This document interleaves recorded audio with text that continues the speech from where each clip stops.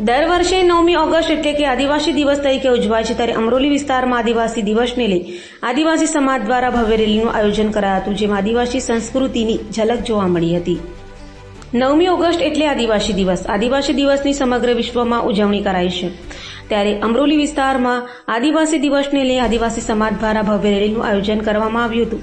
આખા અમરોલી વિસ્તારમાં રેલી ફરી હતી। વિશ્વ આદિવાસી દિવસને લઈને સુરતમાં આદિવાસીઓની સંસ્કૃતિ ઉજાગર કરતી ભવ્ય રેલી ટાઈગર સેના ગુજરાતના નેજા હેઠળ નીકળી હતી।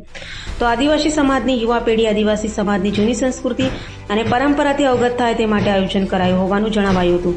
તો આદિવાસીઓના હથિયાર તેમજ પરંપરાગત પહેરવેશ આ રેલીમાં જોવા મળ્યા હતા। તો સુરતના લોકો પણ આદિવાસી પરંપરા વિશે જાણે તે હેતુથી સુરતના અમરોલી વિસ્તારમાં રેલી યોજવામાં આવી હતી। તો રેલીને લઈ ચુસ્ત પોલીસ બંદોબસ્ત પણ ગોઠવાયો હતો।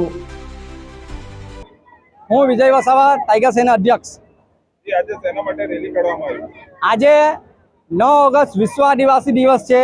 આ વિશ્વ આદિવાસી દિવસ અમે અમારી સંસ્કૃતિને બચાવવા માટે, કારણ કે આ જે વિશ્વ આદિવાસી દિવસ છે એ ફક્ત સુરત સિટીની અંદર નહીં, આખા ગુજરાતની અંદર, આખા જિલ્લાની અંદર, આખા વિશ્વની અંદર વિશ્વ આદિવાસી દિવસ ઉજવવામાં આવે છે।